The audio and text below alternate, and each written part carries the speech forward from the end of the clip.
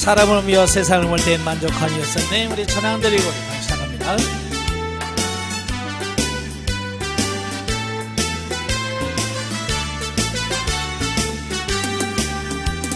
사람을 보며 세상을 볼 때 만족함이 없었네.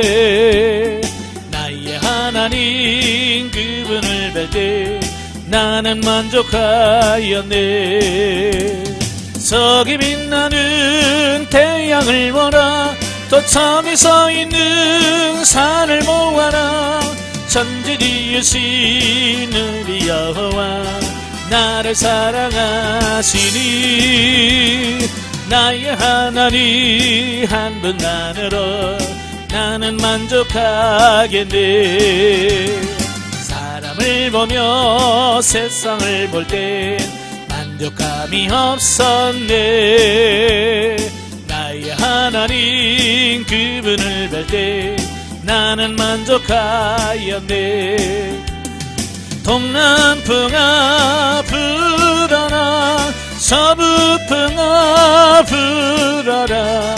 아시마테 메카파 예수 향기 날리니 할렐루야 아멘. 아시마테 메카파 예수 향기 날리니 할렐루야 아멘. 할렐루야 아멘. 아멘. 기도하겠습니다. 은혜로우신 아버지 감사합니다. 오늘도 우리를 사랑해 주셔서 훈련의 장소로 인도하시고 골로새서 1장의 말씀을 같이 상고하게 하셔서 감사합니다. 오늘도 말씀을 나올 때 그 말씀들이 살아있는 말씀이요 생명의 말씀이 될 수 있도록 성령님 도와주옵소서. 시정을 맡겨오며 예수님의 이름으로 감사하며 기도합나이다. 아멘. 예, 이 시간에는 우리 골로새서 1장을 보도록 합니다. 우리가 지난 시간까지는 빌립보서 말씀을 나눴다면, 자, 오늘은 이제 골로새서의 말씀을 보실 텐데요. 자, 골로새서 1장 내용의 말씀이 이제 문안 인사와 더불어 그 골로새 교회에 대하여 감사 인사와 더불어 기도, 또 그리스도의 신분에 대한 이런 부분들을 말씀해 주고 있어요. 크게 이제 세 단락으로 이렇게 구분할 수 있는데요. 첫째가 1절부터 2절입니다. 1절과 2절은 문안 인사라고 할 수 있겠죠. 예, 바울은 그의 다른 서신서와는 마찬가지로 그 발신자와 수신자를 밝히고 수신자에 대한 사도적 축도를 통해 공식적인 문안 인사를 함으로써 시작하고 있다. 먼저 바울이 자신을 하나님의 뜻이란 용어를 사용하여 자신의 사도권의 출처를 신적 기원에 두고 있는데, 이는 본서를 통하여 앞으로 전개될 기독론과 이단 척결의 요구가 주님의 명령에 의한 것임을 주지시키기 위함이다. 그랬습니다. 이제 사도 바울의 서신들을 쭉 보면 그 사도 바울의 자기 자신의 그 사도성에 대한 부분을 강조하는 부분이 많아 있어요. 예, 빌립보서를 비롯해서 빌립보서는 제외하고요, 대부분 이제 사도된 부분에서 강조를 많이 하는데, 왜냐하면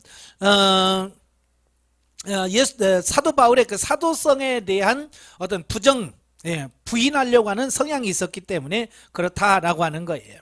자, 그러면서도 자기가 사도된 것이 하나님의 뜻이라고 하는 말로 이렇게 정의를 해요. 그러니까 자기 자신이 원해서 사도가 된 게 아니라는 얘기죠. 자, 우리 사도행전 9장에서 이미 살펴봤잖아요. 예, 사도 바울은 사도 되려고 다메섹에 간 게 아니에요. 그죠? 예, 교회를 핍박하고 예수 믿는 사람들을 가두고 붙잡아 오기 위해서 간 거죠. 그러나 예수님께서 직접 그를 찾아오셨고, 너는 나를 왜 박해하느냐라는 질문과 그에게 사명을 통해서 이제 사도로 부르신 거죠. 자, 이것을 통해서 뭘 말씀하냐면, 모든 직분은 누가 주신다? 예, 사람이 주는 게 아니라 하나님이 주신다. 예, 직분은 하나님이 주신 거예요. 그래서 교회 목사든 장로든 권사든 집사든, 예, 바로 하나님이 나에게 이런 직분을 주신 것이다 라고 하는 이런 부분들을 잘 기억하셔야 돼요. 예, 사도 바울이 자기의 사도성을 강조하는데요, 사도 바울이 그렇게 자기 자신의 사도성에 대한 부분을 강조하는 이유는 뭐냐면, 자기 자신이 전하고자 하는 메시지에 있어요. 그러니까 자기 자신을 높이려고 하는 것이 아니라, 사도 바울은 자신이 전한 복음이 예, 사람의 말에서 나온 것이 아니라 하나님으로부터 주어진 것이다. 예, 신적 기원에 대한 말씀을 하려고 하는 거예요.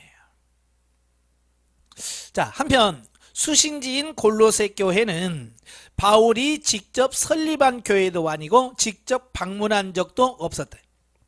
자, 이게 다른 거예요.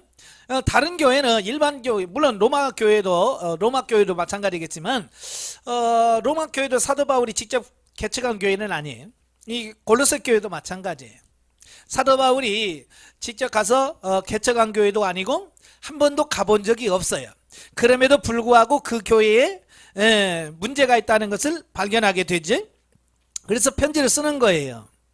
그러니까 사도 바울이 로마 감옥에 갇혀 있을 때에 그 골로새 교회의 설립자이면서 바울의 제자였던 에바브로가 찾아와서 그 골로새 교회 안에 이단들이 침투해 들어왔다는 사실을 전하는 거예요. 그리고 교회가 여러 가지 어려운 상황을 사도 바울에게 전했을 때에 그것을 보고를 받고 위기의식을 느껴서 본서를 기록해서 보낸 것이다 라고 이렇게 보면 돼요. 자, 여기서 자기가 직접 세운 교회도 아니고 가본 적도 없는 그런 교회에 이렇게 편지까지 써서 보낸다라고 하는 부분은 뭘 의미합니까? 사도 바울의 얼마나 개인적이 아니라 하나님의 교회라고 하는 큰 테두리 안에서 생각하고 사는 사람인가 라고 하는 것을 보게 돼요. 아마 요즘 사람이라면 안 했을 것 같아요. 그제? 요즘 이제 보통 이제 개교회주의라고 하잖아요. 예, 자기 교회 중심이에요. 그래서 자기 교회만 중요하지 남의 교회는 다른 교회는 별로 그렇게 신경 쓰지 않거든요. 근데 바울은 자기가 전도하지도 않았어요. 세우지도 않았어요. 그럼에도 불구하고 그 교회에 이렇게 애정을 갖고 편지를 써서 보낸다라고 하는 것은 그만큼 바울은 하나님에 대한 사랑, 예수 그리스도에 대한 사랑, 또 교회에 대한 사랑이 남달랐다라고 하는 것을 보여주고 있는 거죠. 오늘 이 시대에 정말 우리가 필요한 것이 바로 이런 거예요. 너무 개교회주의에서 자기 교회 중심만이 어떤 그런 것이 아니라 세상에 있는 모든 교회를 위해서 우리가 기도해 줄 수 있어야 되고 관심을 좀 가져야 되지 않을까라고 하는 부분이에요. 그래서 저도 이제 의도적으로 주일 오전 예배 드릴 때 그 기도할 때 천국에 같이 예배 드리는 모든 교회를 위해서 기도합니다. 네. 이 땅에 있는 모든 교회를 위해서 기도하고 또 그 시간에 말씀을 전하는 주의 목회자들에게 하나님 말씀을 잘 전할 수 있게 해달라고 꼭 기도합니다. 자, 이건 뭘 의미하느냐? 예, 우리 교회만 중요한 게 아니라 이 땅에 있는 모든 교회가 주님의 교회, 하나님의 교회라는 것을 그 기도를 통해서 성도들에게 뭔가 메시지를 주고 싶은 그 마음이 있는 거예요. 그래서 개교회 중심이 아니라 같은 모든 교회가 하나님의 한 교회라고 하는 것, 이걸 은연중에서도 말씀하려고 하는 거거든요. 바울도 그런 사고를 가지고 있었다는 거죠. 두 번째 단락은 이제 3절부터 12절까지 보면 바울의 감사와 간구에 대한 부분이에요. 바울은 바른 기독론을 통한 이단 사상의 경계에 대한 논리 전개에 앞서서 자신의 다른 서신서와 마찬가지로 일반적인 편지 양식에 따라 수신자인 골로새 교회에다가 신앙의 진보에 대해 감사하고 교회의 영적 성장을 위하여 간구하고 있다. 그러니까 3절부터 12절까지는 이제 두 단락으로 나눌 수 있는데요. 3절부터 8절까지는 그 골로새 교회의 신앙이 성장했다는 거예요. 영적으로 성장해가고 있는 부분에 대해서 감사해요. 그 다음에는 또 그럼에도 불구하고 영적으로 더 성장해야 된다라고 하는 것을 강조하죠. 그만큼 성장이 중요한 거죠. 먼저 바울은 골로새 교회의 설립자이면서 제자였던 에바브라가 전하여준 골로새 교인들의 그 모습, 즉 예수 안에서의 믿음과 또 성도 상호간에 대한 사랑, 그리고 영생에 대한 소망을 통해서 믿음의 진보를 보이고 또 신앙의 결실을 맺고 있음을 듣고 하나님께 감사했다라고 하는 거예요. 자, 이건 골로새 교회의 어떤 칭찬할 수 있는 조건을 말하죠. 예. 그래서 믿음이 자라고 성도들 간에 사랑이 풍성하고 어떤 믿음의 진보가 나타나고 이런 부분들을 칭찬할 만하다라고 하는 것을 보게 되죠. 그 중에서 특별히 영적인 성장한 부분에 대해서 강조를 많이 하고 있습니다. 그러니까 사도 바울이 봤을 때 영적으로 성장하지 않으면 본인뿐만 아니라 교회가 바르게 설 수 없다는 것을 안 거예요. 그래서 바울은 입을 열 때마다 자꾸 성장에 대한 부분을 말씀해 주고 있거든요. 반면에 이 교회에 또 문제점이 있어요. 에바브라가 전하해준 골로새 교회 내의 이단 사상의 침투로 기독교의 진리가 흔들리고 있음을 듣고 하나님께 기도합니다.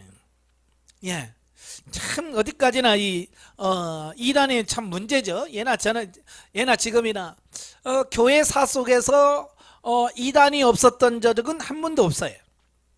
항상 이단은 존재했었어요. 그래서 중요한 것은 뭐냐, 이단이 있느냐 없느냐가 아니라 우리 신앙인들이, 우리 하나님 믿는 사람들이 얼마나 신앙 안에서 바로 서 있느냐.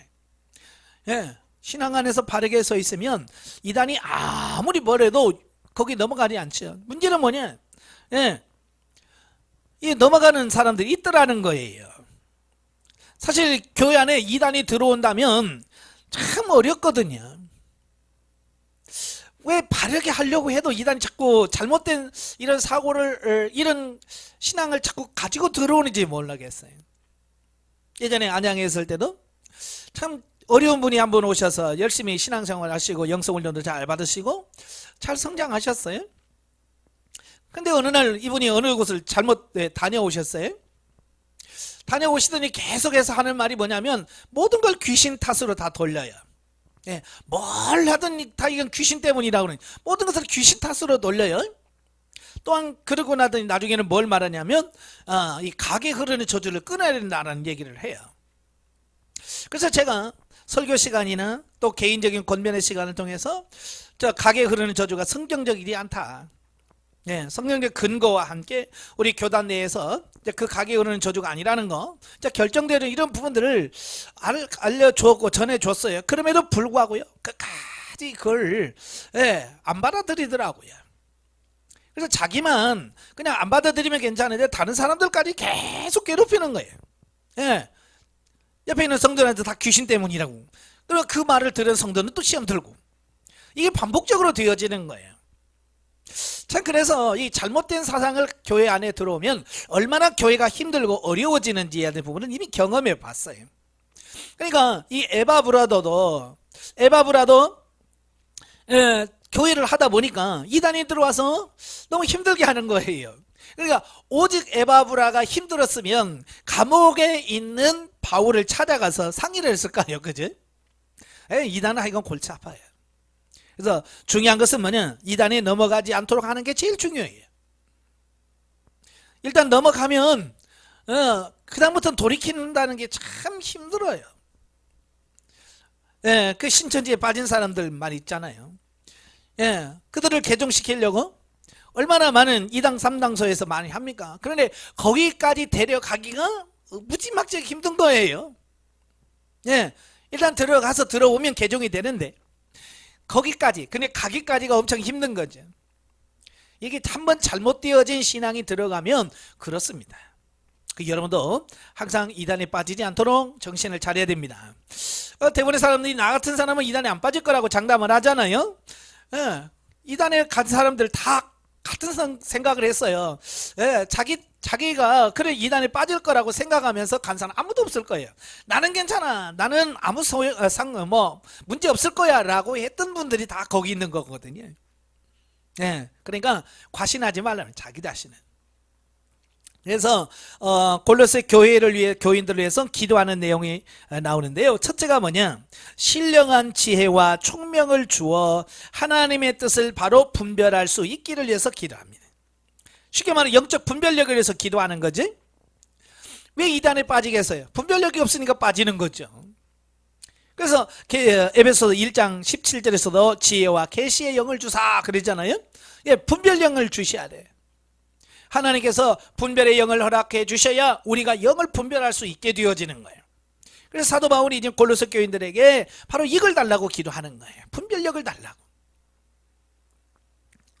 두 번째는 영적으로 성장하여 주의 말씀에 합당한 생활을 통해 하나님을 기쁘시게 하며 하나님을 더 잘 알아가게 되기를 기도했습니다.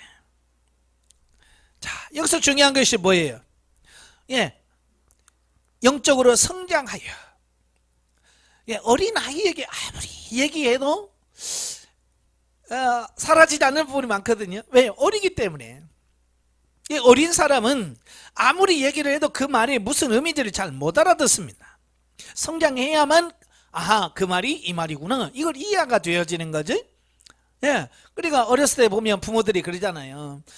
아무리 얘기해도 못 알아먹으면 나중에 너 같은 놈 장가 가서 너 같은 놈 나와라, 그러잖아요. 왜? 어렸을 때 이해가 안 되니까.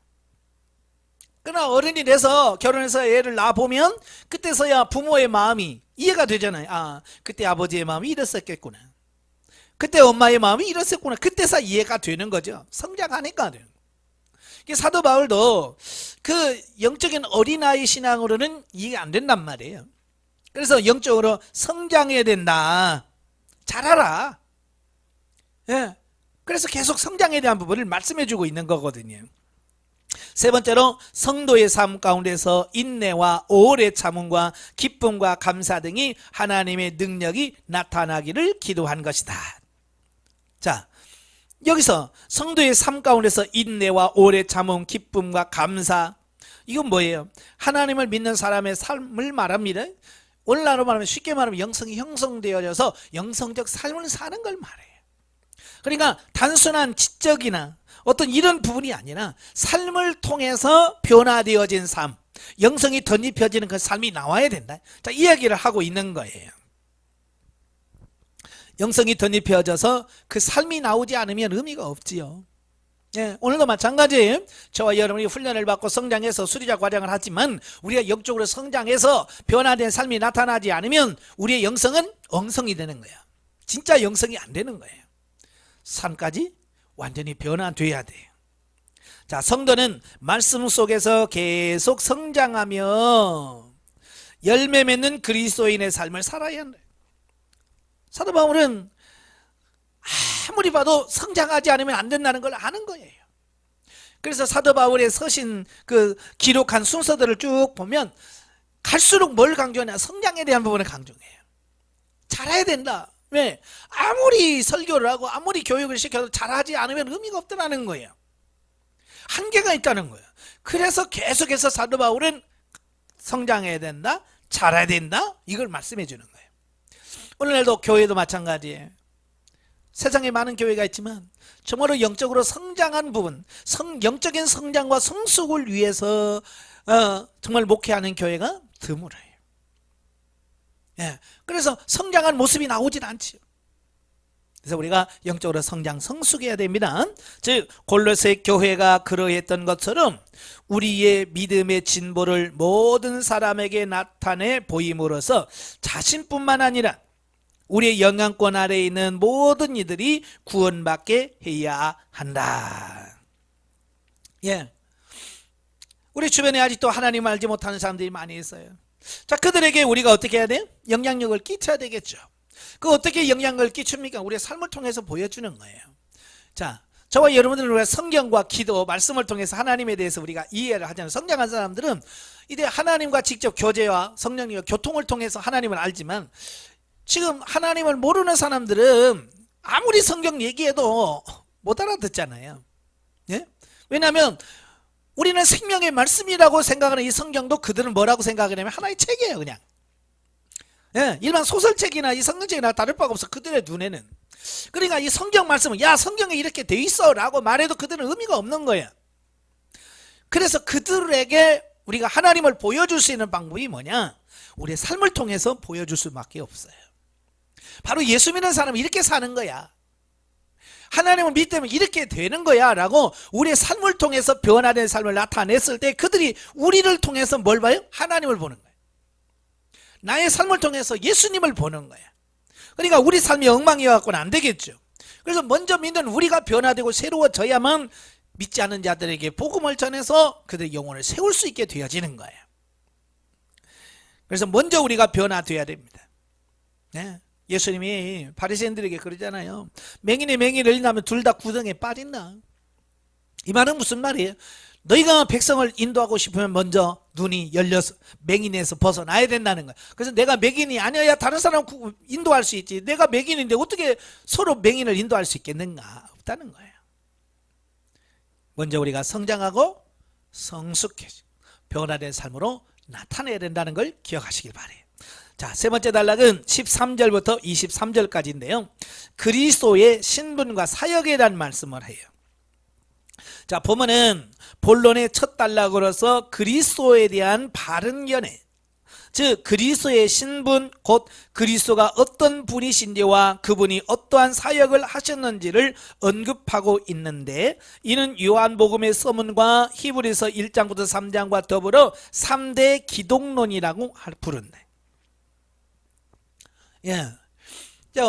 우리의 신앙과 우리의 믿음은요, 어디 위에 세워지냐면 바른 기독론, 다시 말하면 예수 그리스도에 대한 바른 지식 위에서 신앙과 영적인 것이 세워져 가거든요. 그러니까 이런 바른 지식이 없다면, 예수님에 대한 바른 지식이 없다면 영적으로 바르게 세워질 수가 없다라는 거예요. 예. 그래서 사도 바울이 고린도서에 보면 우리는 신앙의 집을, 하나의 집을 짓는 자다. 예, 기초가 누구냐? 예수 그리스도라는 거예요. 예수 그리스도라는 기초 위에다가 신앙의 집을 짓는 거예요. 그래서 제일 중요한 게 뭐예요? 예, 예수 그리스도가 누구냐? 어떤 분이냐? 그래서 예수 그리스도를 정확하게 아는 게 중요한 거예요. 여러분, 이단이 왜 나와요? 예, 예수 그리스도를 모르는 데서부터 나오는 거거든요. 예수 그리스도를 제대로 모르는 데서 이단이 나옵니다. 자, 우리는 이단들 다 보세요. 예수님에 대해서 뭐라고 얘기하는지요? 예, 성경에서 말하는 삼위 하나님으로 인식 안 합니다.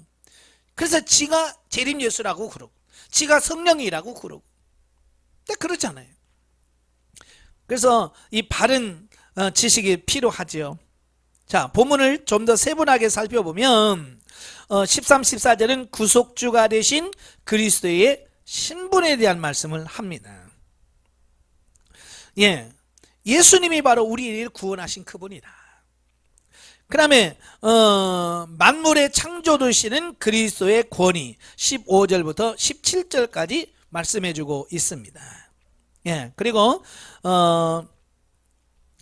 십자가의 죽음과 부활을 통해 교회의 머리가 되신 그리스도의 지위, 예, 18절부터 19절. 또 그리고 우리의 죄를 대속하셔서 하나님의 자녀가 되게 하심으로 화목주가 되신 그리스도의 역할을 20절부터 22절까지 이렇게 말씀해 주고 있어요.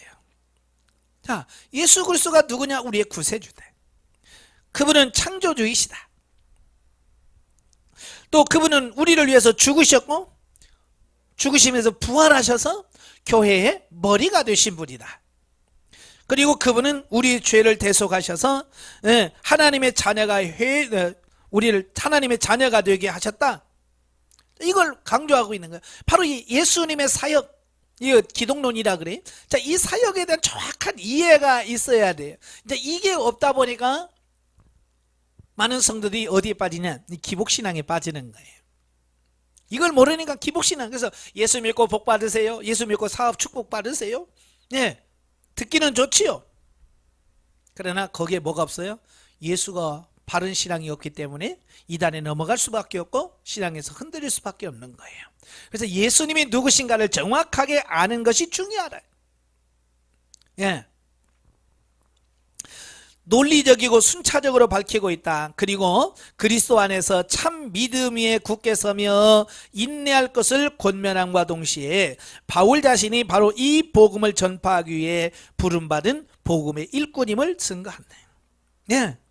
바울은 내가 왜 사도가 된 줄 아느냐? 바로 이 예수 그리스도, 우리를 구원하러 오신 이 예수 그리스도를 전하여서 바르게 전하도록 위하여 하나님이 자기를 일꾼으로 세웠다.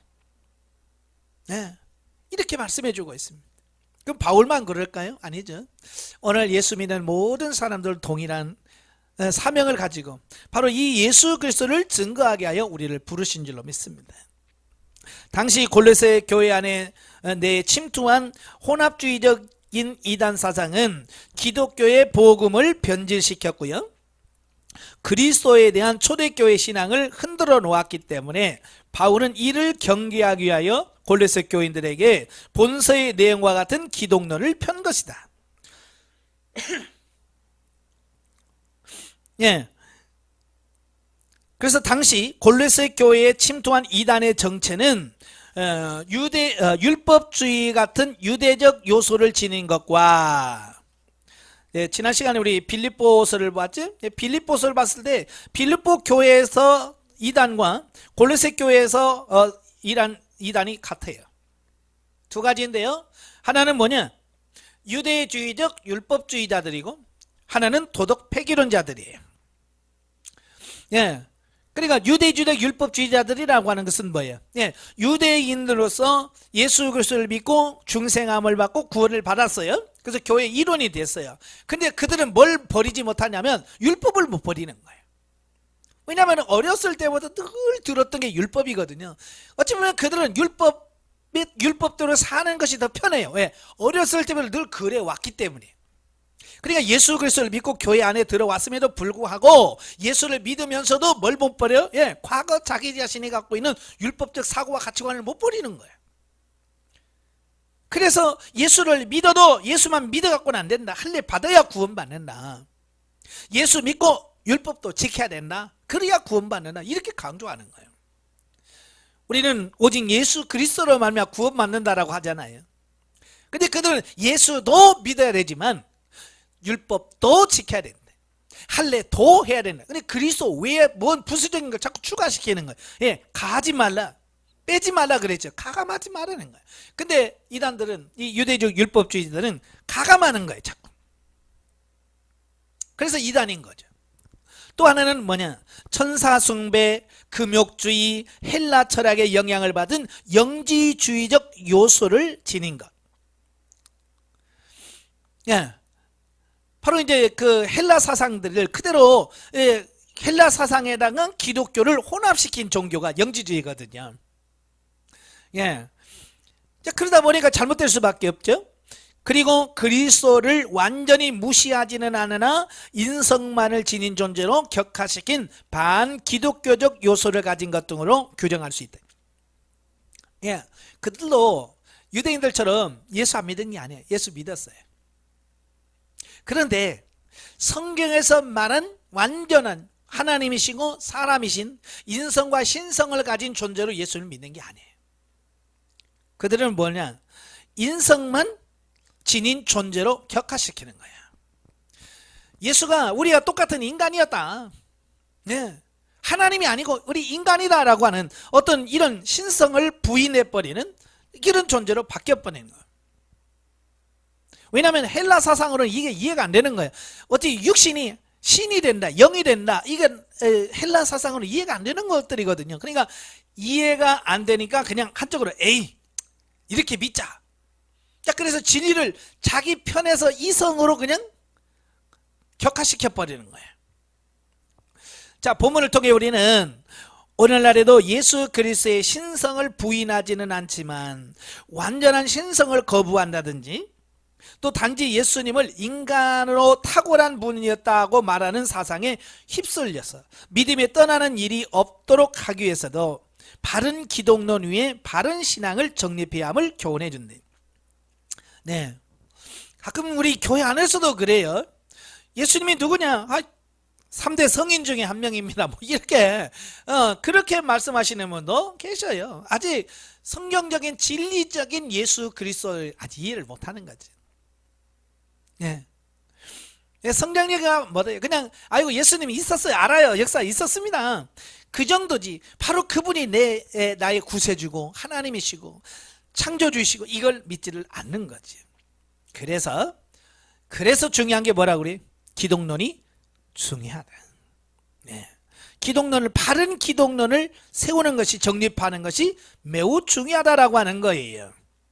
예. 왜냐? 이단들은 아까도 말한 것처럼 전부를 거부하지 않아요. 성경 전체를 거부한다는 예수 자체를 거부하지는 않아요. 성경도 받아들이고요. 예수님도 받아들입니다. 그러나 어디까지 받아들이냐면 자기들이 이해할 수 있는 수준 안에서만 받아들이는 거예요. 그래서 이해가 안 되면 예수님이 어떻게 하나님이 될 수 있어? 그러면 신성을 부정해버리고, 예수님이 하나님이시고 우리 어떻게 인간이 될 수 있느냐, 신이 어떻게 인간이 되냐, 그냥 인성 부인해버리고. 참 이성의 한계가 있다는 걸 알아야 되는데, 그 이성을 최고로 인식을 하면 이럴 가능성이 많아요. 네. 그래서 뭐 이단들도 예수 말하고 성경 얘기 다 해요. 그래서 우리가 영적으로 깨어있지 않으면, 분별력을 갖지 않으면 우리도 속아 넘어갈 수 있다는 얘기예요. 왜? 같이 성경 얘기하고 같은 하나님 얘기하니까. 그러나 깊이 들어가 봐서 정말 성경에서 말씀하는 부분이니까 그렇지 않는가를 우리가 구분할 수 있어야 됩니다. 자, 마지막 단락은 이제 24절부터 29절까지인데요. 이방인을 위한 하나님의 구원 계획과 바울의 사역에 대한 말씀을 합니다. 자, 본문에서는 복음의 일꾼된 바울 자신의 사역을 구체적으로 언급하면서 자신이 고난을 받는 것은 복음 전파의 사명 때문이고, 교회 일꾼으로 부름받은 목적은 지금까지 감추었던 하나님의 비밀을 성도들에게 나타내 보이기 위함이라고 말씀을 합니다. 네, 그래서 사도 바울은 구체적으로 자기 자신을 사역이 뭔지를 여기서 말씀해 주고 있어요. 이방인에게 복음을 전해서 바로 그들을 세우는 사역이라고 하는 것. 또 자신이 고난을 받는 것은 복음 전파의 사명 때문이라는 거야. 아마 골로새 교인들도 바울이 어디 있어요? 지금 로마 감옥에 있는데 무슨 죄를 지어서? 아마 이렇게 생각했을 거예요. 그지? 왜 감옥은 누가 들어가는 거예요? 세상에 죄 지은 사람이 들어가잖아요. 그죠? 그러니까 그들은 바울이 감옥에 갇혔다고 하니까 무슨 또 사기죄를 쳤나? 뭐 이렇게 생각할 수 있다고 말이에요. 그래서 그런 부분에 대해서 내가 어떤 세상적인 윤리적인 도덕적인 어떤 죄를 지어서 들어온 게 아니라 나는 복음을 전하기 위한 복음적 사명 때문에 내가 들어왔다라고 하는 것을 알려줌으로써 그들로 하여금 오해하지 않도록 하는 어떤 이런 부분을 보게 되는 거죠. 자, 여기서 그리고 뭐라고 그래? 하나님의 비밀, 감추었던 하나님의 비밀을 성도들에게 보이기 함이라고 말씀합니다. 자, 여기서 하나님의 비밀은 뭐냐? 온 인류를 구원하고자 하시는 예수 그리스도를 통한 하나님의 구원 계획과 섭리들이 비밀이라는 거예요. 예수 그리스도를 통해서 구원하신다. 이게 비밀이라는 거예요. 물론 구약시대부터 유대인들에게 계시가 되었죠. 그죠? 그래서 유대인들만 일부분만 이걸 이해하고 있습니다. 지금도 유대인들이 이걸 이해 못하는 분들이 많거든요. 예수 안 믿습니다. 그래서 복음이 이방인들에게까지 확장되어 이방인들도 그리스도를 믿음으로 구원받게 되었다. 이게 뭐예요? 이게 하나님의 감춰진 비밀이거든요. 구약시대도 예수 그리스도가 오신다고 하는 것을 뭘로 표현합니까? 계시 또 여러가지 모형 이런 것들을 통해서 보여주셨죠. 그러나 신약시대는 뭐예요? 이미 오셨어요. 예수님 오셔서 십자가에 못 박혀 죽으심으로 구약에서 말씀한 모든 부분들을 성취하셨어요. 그래서 신약시대는 비밀이라고 그래야 하네요? 아니죠. 구약시대는 비밀이지만 신약시대는 이게 다 비밀이 아니에요. 왜? 다 만방에 다 밝혀졌으니까. 예수 그리스도 통해서 구원하신다. 이걸 다 이미 다 세상에 다 밝혔기 때문에 더 이상 비밀이 아니고, 이제 그걸 믿으면 누구나 다 구원에 이를 수 있는 거죠. 자, 따라서 그리스도의 교회가 복음을 전하며 하나님으로부터 받은 지혜로 진리를 가르치는 것은 각 사람들로 하여금 그리스도를 주로 영접하여 믿게 할 뿐만 아니라, 우리가 전도하는 이유는 뭐예요? 바로 예수 그리스도를 주로 영접해서 믿도록 하는 거예요. 또 그리스도 안에서 완전한 자로 서게 하기 위함이다. 그냥 예수 믿고 구원 받는다, 거기가 아니라 거기서부터 변화되고 새로워져서 그리스도 안에서 완전한 자. 여기서 완전한 자는 뭐예요? 성화, 성숙, 성장, 성숙된 사람. 이걸 원하시는 거죠. 오늘 저와 여러분이 영성훈련하는 이유가 뭐예요? 어떤 걸 얻기 위함이 아니라 바로 이런 거예요. 주님의 그 완전하신 자로 서도록 하기 위한 훈련이 영성훈련이거든요. 바울 자신도 이를 위해서 수고를 아끼지 않고 있음을 고백합니다. 예, 바울이 전도 사역을 위해 힘을 다해 수고한 바와 같이 성도들 역시 하나님 나라 확장을 위해 모든 것을 바치는 충성된 자들이 되어야 한다. 아멘. 자, 영적이해 보죠. 자, 믿음이란 말씀을 듣고 믿고 변화를 받아 성숙하여 그 믿음대로 살 수 있는 것을 말한다. 우리는 보통 믿음을 보통 단순한 지식 또 막 신념 뭐 이런 것들을 믿음이라고 할 수 있는데요, 아니에요. 믿음은 단순히 그런 어떤 지식을 갖고 있고요, 어떤 내가 할 수 있어 라는 어떤 신념을 갖는 게 아니에요. 우리가 말씀을 구체적으로 하나님의 말씀을 듣고 거기에 들음에 대해서 이 안에서 믿고 그걸 삶 속에서 그대로 사라지는 데까지를 다 전부 합쳐서 그걸 믿음이라고 하는 거예요. 예, 삶까지가 믿음이죠. 자, 하나님의 섭리를 아는 믿음 안에 현세 천국의 안식 안에 거하는 자들은 세상을 초월할 수 있는 담대함이 생긴다.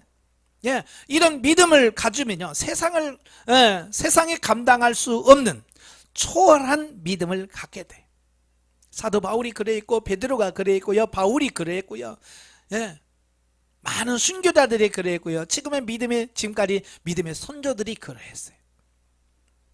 몸은 비록 이 땅에 있지만 우리의 생각과 마음이 현세 천국에 들어가서 그 삶을 풍성하게 누리면 누릴수록 세상에 대한 관심이 적어진다. 아멘.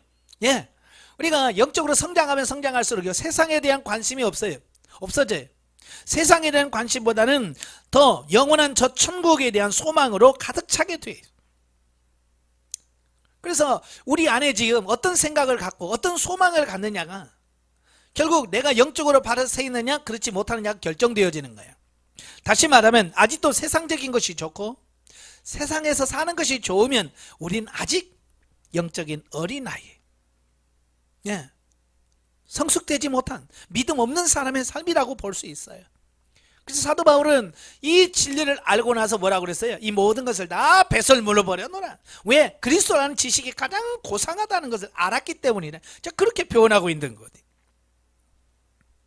우리도 세상에 미련두지 말고 하나님과 진리를 소망하는 우리가 되어야 될 줄 압니다.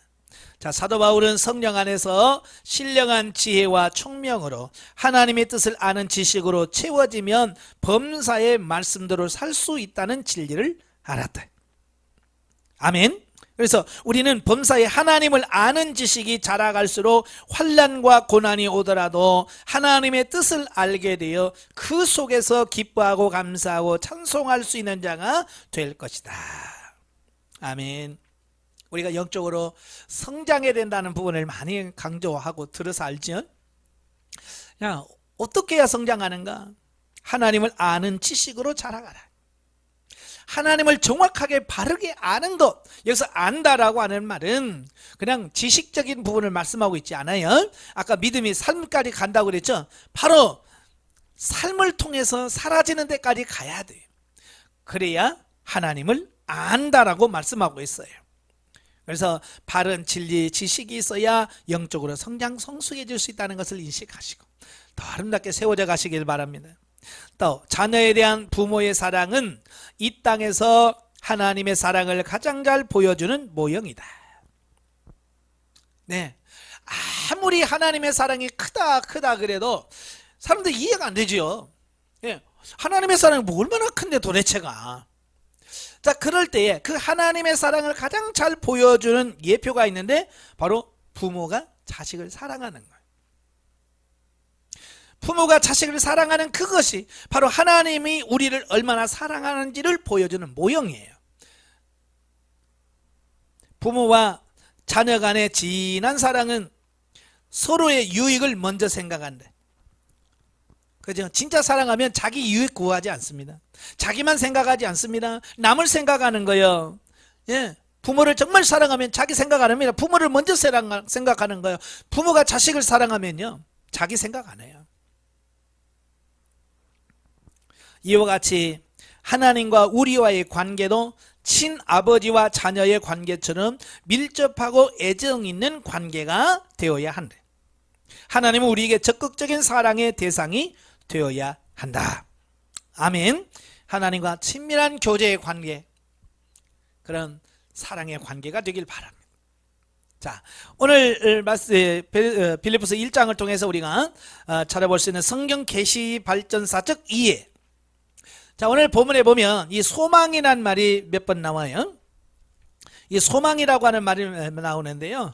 자, 그래서 이 소망에 대한 부분이 어떻게 진행되어져 가는가라고 하는 부분을 계시발전사적으로 한번 찾아보려고 그래요. 자, 소망이라고 하는 말을 우리 국어 사전에 찾아보니까 바라고 원함. 예, 소망이나 내가 어떤 바라고 원하는 것을 소망이라고 그러고요. 간곡하게 바라다. 예, 뭔가를 이렇게 막 간절히 삼은 어떤 이런 걸 소망이라고 표현합니다. 히브리서는 티크와라고 하는 말을 많이 쓰는데요. 티크와라고 하는 건 기다림, 소망이라고 우리가 해석을 하고요. 야칼이라고 하는 말은 기대하다, 소망하다, 기다리다. 또 헬라어는 엘피스라고 하는데요. 엘피스는 소망 또는 낙관. 예. 또 엘피조라고 하는 말인데 소망하다, 소망, 라고 이렇게 말을 하고 있는데요. 자, 그래서 성경에 나오는 그 소망은 기대를 동반한 욕망으로 정의할 수 있다. 예, 기대, 내가 뭔가 이렇게 기대는 게 있잖아요. 기대하는 거, 그 기대를 동반한 욕망이 소망이다. 욕망이란 건 뭐냐? 무엇을 가지거나 하고자 간절히 바라는 거. 예 속에서 막 뭔가를 막 하고 싶어, 뭐 갖고 싶어 하는 어떤 뭐 그런 간절함이 있는 그걸 욕망이라고 하거든요. 이게 소망이라고 하는 것은 바로 그런 거예요.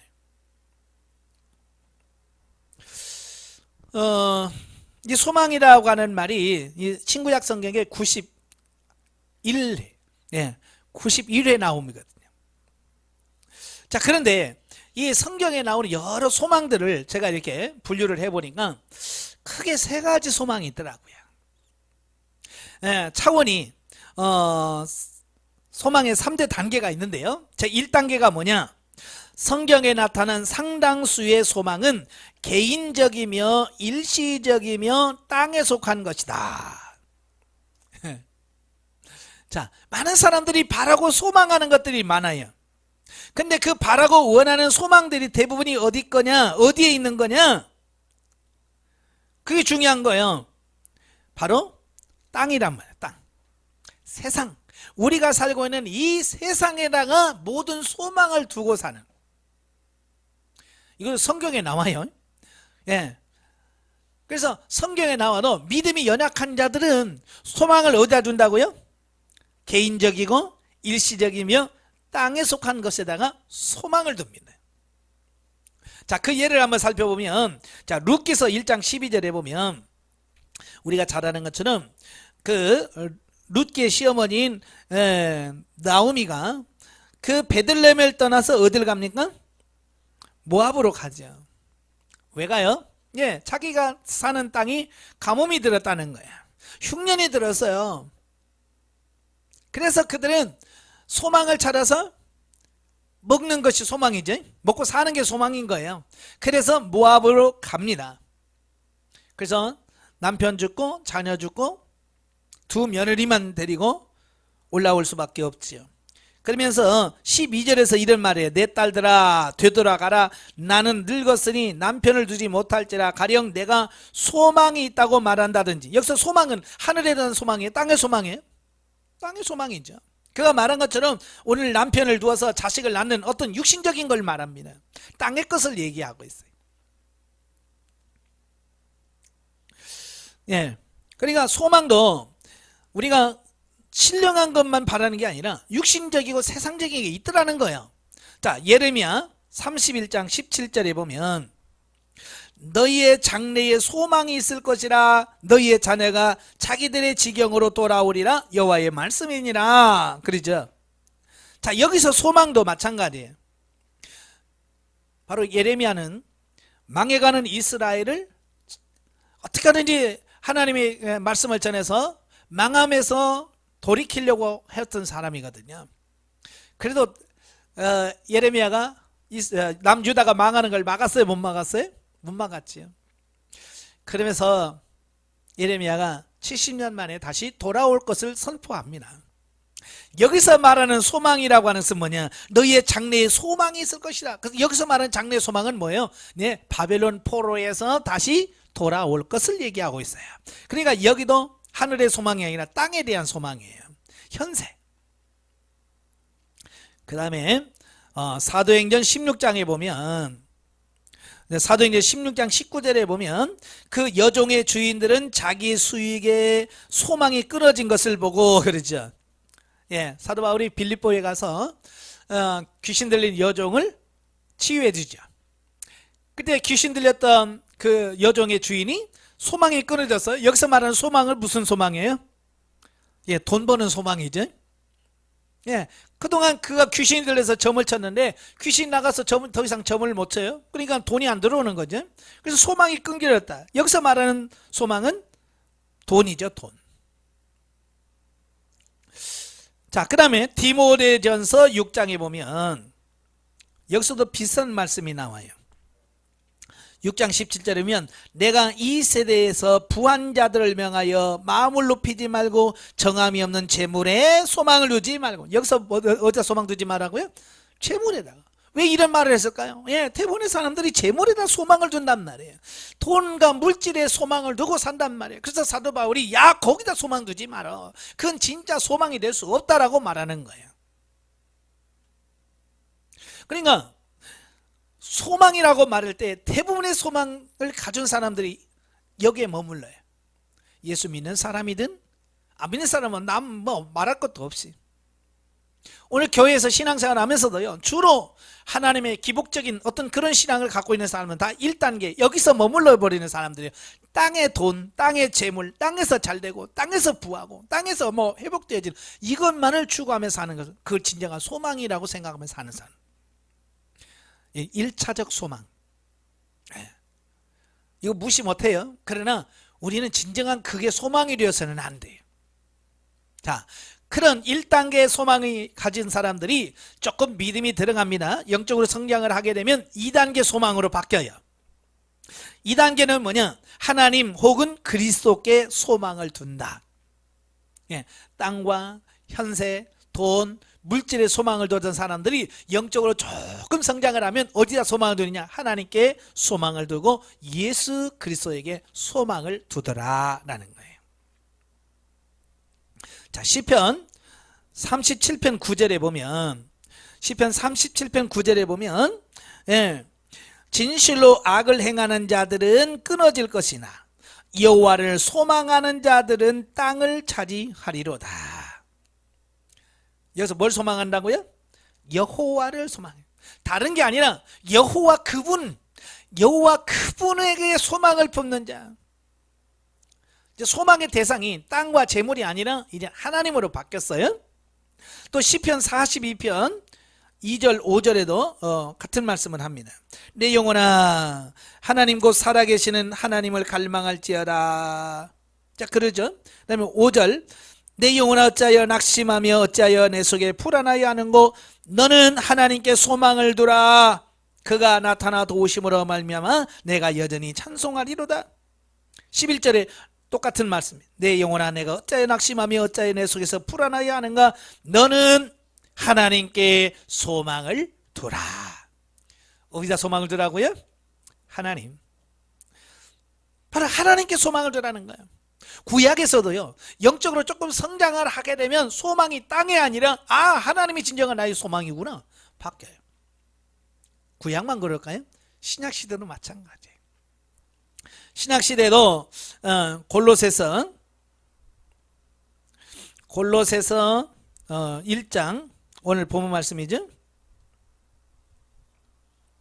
1장 5절에 보면 너희를 위하여 하늘에 쌓아둔 소망으로 말미암으시 곧 너희가 전에 복음 진리의 말씀을 들음이니라.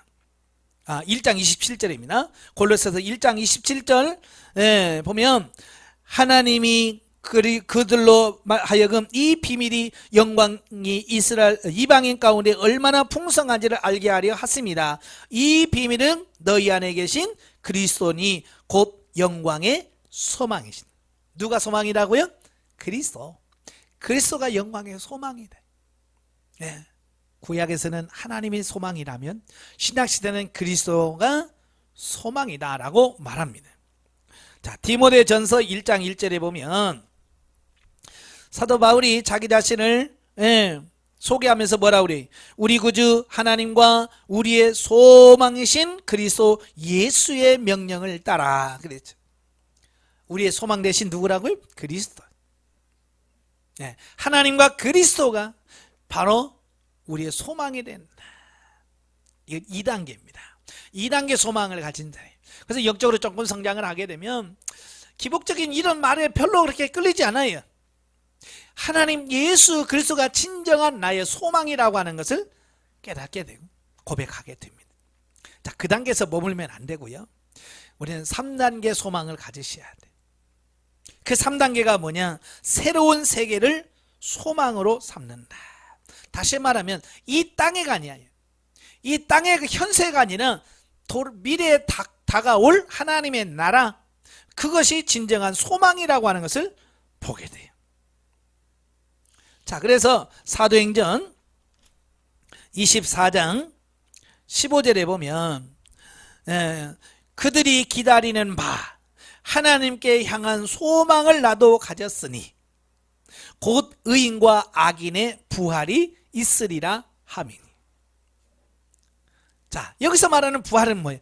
바로 예수 그리스도를 통해서 이루어질 하나님의 나라에서 이루어질 그 부활을 의미합니다.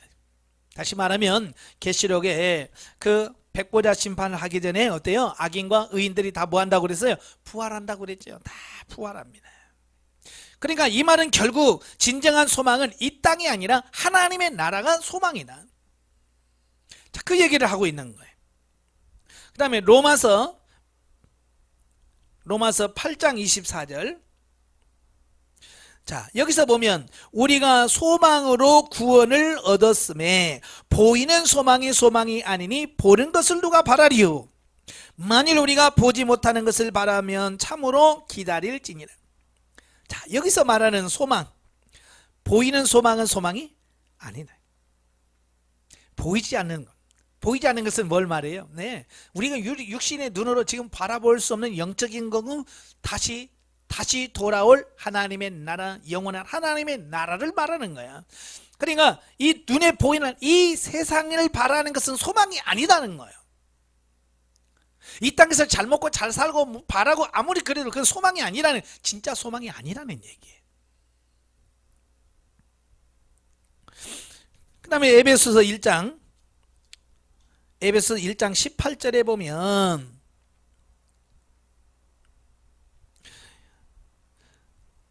너희 마음의 눈을 밝히사 그의 부르심의 소망이 무엇이며 성도 안에서 그 기업의 영광의 풍성함이 무엇이며 그랬죠. 여기서 부르심의 소망, 또 성도 안에서 그 기업의 영광의 풍성함, 이건 다 뭘 말해요? 이 땅에서 말하는 게 아니잖아요. 이 땅의 것을 얘기하는 게 아니에요. 어디 걸 얘기해요? 하나님의 나라. 예, 영원한 하나님의 나라를 이야기하고 있는 거예요. 오늘 본문 아까 말하다 말았죠. 골로새 1장 5절에 너희를 위하여 하늘에 쌓아둔 소망. 예, 하늘에 쌓아둔 소망. 진짜 소망이 어디에 쌓아둔다? 예, 하늘에 있을 때 그 소망이 진짜 소망이다라고 말씀해주고 있고요. 베드로전서 1장 3절에 보면 우리 주 예수 그리스도의 아버지 하나님을 찬송하리로다. 그의 많으신 긍휼대로 예수 그리스도를 죽은 자 가운데서 부활하게 하심으로 말미암아 우리를 거듭나게 하사 산 소망이 있게 하시며. 산소망. 여기서 말하는 산소망이란 뭘 말해요? 네, 우리가 이 땅에서 누려지는 그런 소망이 아니라 영원한 생명적 소망을 말씀하고 있습니다. 다시 말하면 이 땅을 말하는 게 아니에요. 하나님의 나라 다시 올 그 세계를 바라보는 것이 진짜 소망이다라고 말씀합니다. 자, 이렇게 소망은 3단계로 나뉘어집니다. 첫째, 눈에 보이는 이 세상의 것을 관한 1단계. 그 다음에 하나님과 예수 그리스도 소망하는 2단계 소망. 그 다음에 3단계는 뭐예요? 예, 그 단계를 뛰어넘어서 보이지 않는 영원한 하나님의 나라를 바라보는 소망이 있습니다. 오늘 성도들 보면 대부분 어디 소망에 지금 머물러 있냐면 1단계 소망에서 거기가 머물고요. 그래도 좀 영적으로 성장하신 분들은 2단계 소망에서 하나님이 좋아요, 예수님이 좋아요, 어떤 그 수준에 머물러요. 그 수준에 머물러 있어서는 안 되고 우리는 영원한 새하늘과 새 땅, 주님과 누릴 수 있는 그 하나님의 나라를 소망할 수 있는 그게 진짜 참 소망이라고 하는 것을 기억하시기를 바랍니다. 결론입니다. 우리 인간이 세상을 살아가는 이유는 소망이 있기 때문이다. 그렇죠? 우리가 사는 이유 소망이 있기 때문이지. 소망이 없으면 뭐하러 삽니까? 소망이 있기 때문에 사는 거예요. 성경에 소망이 92대 나온다고 그랬죠? 그러나 그 소망의 수준은 각기 다르다. 그죠? 그 사람의 믿음과 영적인 수준에 따라서 1단계의 소망을 갖고 그 안에서 사느냐, 겨우 2단계에서 지금 머물고 있는가, 아니 지금 3단계를 바라보면서 3단계를 준비해 가면서 사는가, 그 사람의 수준의 차이라. 그래서 내가 지금 수준이 아직도 1단계에 머물렀다면 부지런히 기도하면서 2단계로 가셔야 돼. 예수 그리스도와 하나님이 진정한 나의 소망인 걸로 바꾸셔야 돼. 근데 거기서 머물면 안 되고 영원한 하나님의 나라에서 누릴 것을 바라보면서 소망 가운데 달려갈 수 있는 자가 되어야 된다. 자, 이걸 말씀해 주고 있습니다. 우리의 소망의 수준을 높이시길 바랍니다. 참 하나님의 나라에 소망 두고 사는 저와 여러분 되시기를 바랍니다. 기도하겠습니다. 은혜로우신 아버지 감사합니다. 오늘 골로새서 1장을 보게 됨을 감사합니다. 정말 우리가 어디에다가 소망을 두고 사는지 우리 자신을 되돌아보게 하옵소서. 아직도 하나님을 믿는다고 하면서도 영성훈련을 통해서 성장했다고 하면서도 아직도 땅에 소망을 두고 살지는 않습니까? 우리를 불쌍히 여겨주시옵소서. 땅의 소망이 아니라 하나님의 나라의 소망을 두는 우리가 되어지게 하옵소서. 예수님의 이름으로 감사하며 기도합나이다. 아멘.